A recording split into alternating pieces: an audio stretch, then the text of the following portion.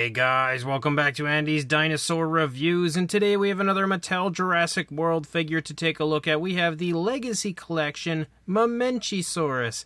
This is a figure that I've actually had sitting here now for a few days since, I believe I actually got this on Saturday or Sunday, and it's been sitting here since, and I just haven't had the motivation to actually pull it out and review it because it's going to be a really big figure, and I'm not, super excited about having another gigantic sauropod down here, but I am very excited in general to have a Mamenchisaurus from Mattel, so there's goods and bads to it. But regardless, it is a very cool looking figure, that is for sure. It might be one of the nicest sauropods we've had so far. You can see the box art also looks very nice, clearly replicating the scene from the Lost World Jurassic Park where we see the Mamenchisaurus. In fact, the only time we see the Mamenchisaurus in the Jurassic franchise, if I can recall correctly. But I think they did a pretty good job of capturing the likeness of the Mamenchisaurus from what we've seen so far on the figure. And again, you also have the Legacy Collection logo right there. And then as we turn it, you can also see that the picture actually kind of continues to run through the side of the box.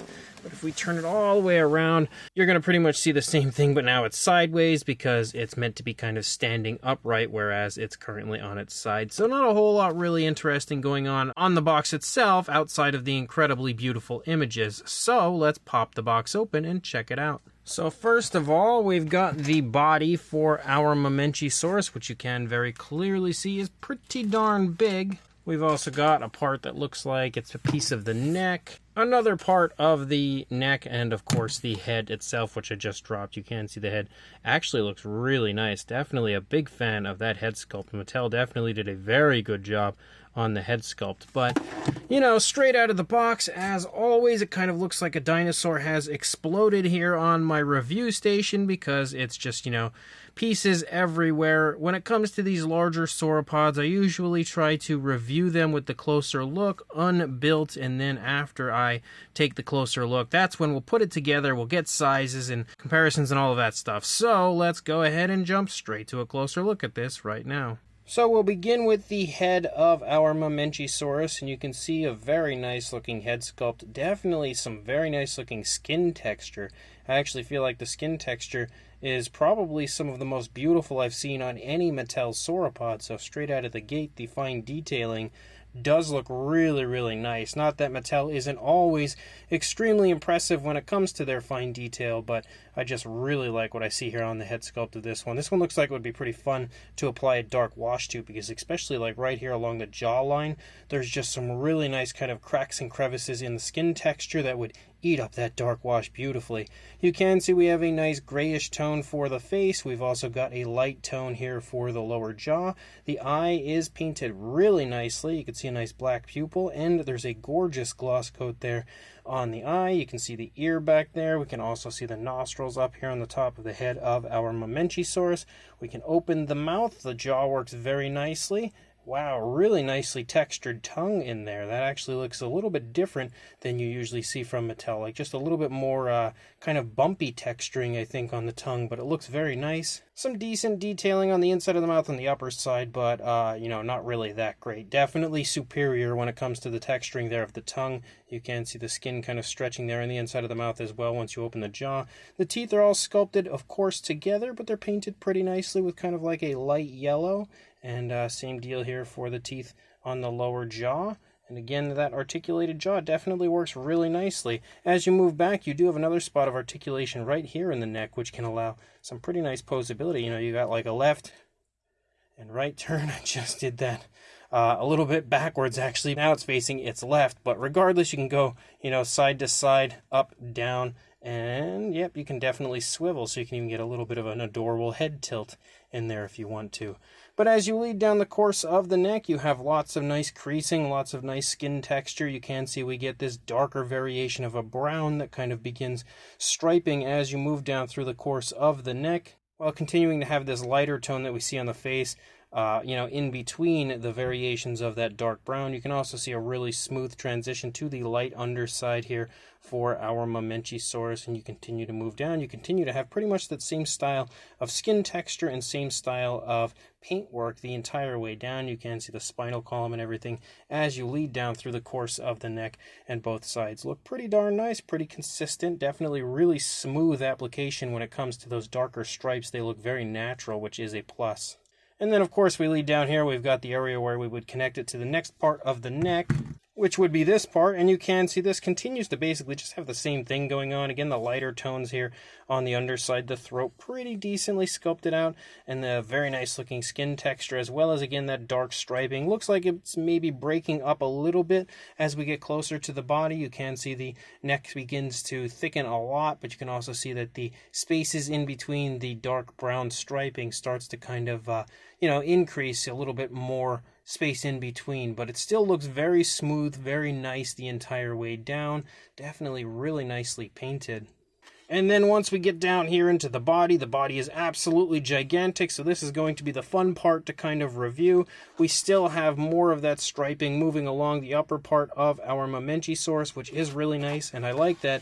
If you look right here, actually it's in quite a few areas, but it's pretty obvious here. You can see some of these lighter variations of like that grayish brown that we have going on kind of creeping through some of the darker browns that we have on it, which looks really cool and definitely helps to add a nice element of realism, I think, to the paintwork of the Mamenchisaurus. As you lead down here into the front leg, you can see some very nice muscle definition. You can also see that we do have some slight variation of color, as it appears as though we have that kind of like splattered coloration that you see from time to time on Mattel figures, that it's kind of like embedded into the material the figures are made. But I do like that because I think it just adds, a little extra realism, a little extra variation of color to their figures. And it looks like we actually have different variations of those. There's like a weird brown here, but there's also dark grays and stuff, so pretty cool to see that. As you move down, you have some immense muscle definition in the front leg. You've got the elbow sculpted out, and we continue to lead down here into the foot. The foot sculpt looks really good. The nails are sculpted nicely, but there isn't any paintwork in the nails, which is a little bit of a downside.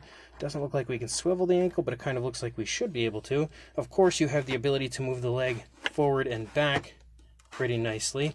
As you lead back here into the stomach, if we actually move both legs back, you can see some skin wrinkles here in the lower part of the stomach.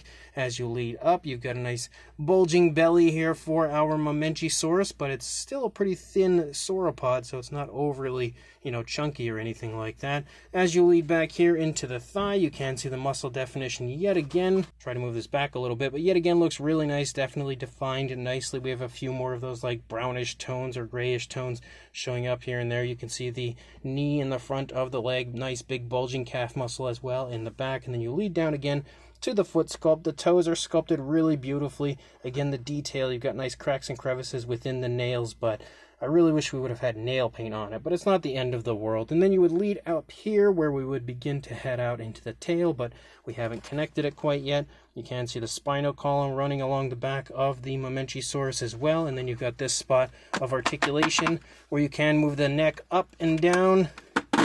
And I think maybe we can turn it. I'm not sure. We'll have to wait until we actually get it on there and try it, but definitely some decent articulation there. And then if we turn the body around, you're going to see, again, pretty much the same thing. Nothing really too different. The legs are kind of in a similar position, maybe slightly different as the dinosaur walks along.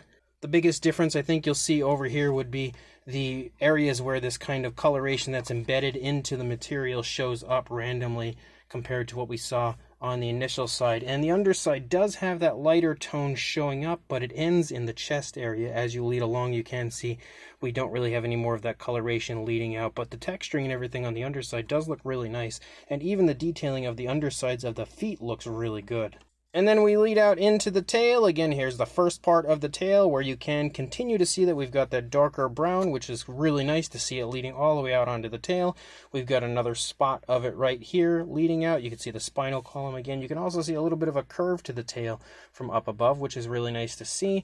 No variation of color on the underside at all, but the texturing to the skin still looks really nice. Definitely has that very large sauropod feel, which is really cool. And then we lead out here again. You can see the tail shrinking in size, obviously, as we lead out.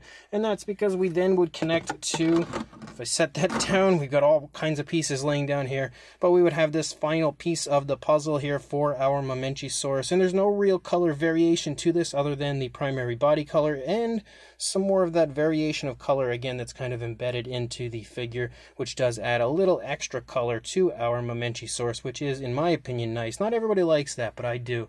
And again, you lead out to the tail with a really nice curve. So pretty excited to get this put together now that we got this closer look under wraps. I definitely think this is going to be an incredibly cool sauropod. So let's put all the pieces together and check it out from there. So our Mamenchisaurus is put together and looking pretty darn incredible. And as always, it's going to go super high up here into the shelf back there.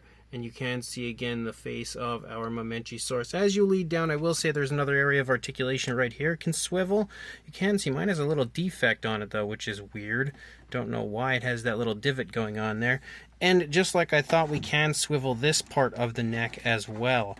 And then of course we also have articulation in the tail, which you can move around again, left and right, and it can move around. Pretty much your standard when it comes to sauropod tail articulation. It was a little hard to actually do that because I only had one hand since I'm holding the camera with the other. But outside of that, I think we've already gone over all the articulation. I'm trying to move this back without damaging anything here on my shelves. And again, we will give you some very nice wide angles of this once we take it outside because it's just a little bit too big to really get a good angle in here. But we'll go ahead and try our best to get a size. I may have to measure it without you guys actually seeing the measurement and then just tell you because it's just so huge. I don't know how I would actually get the measurement on screen. So let me go ahead and get that measurement. So lengthwise about 52 inches or 132 centimeters. And you can see I had the neck down. Well, actually, let me reposition this a little bit just so you can see how I did stretch the neck out to get that measurement so that it would be, the absolute maximum length for the figure. And height-wise, about 26 inches or 66 centimeters. Now, for the height, I also put the neck up as high as it could possibly go so we could get the measurement at its highest point.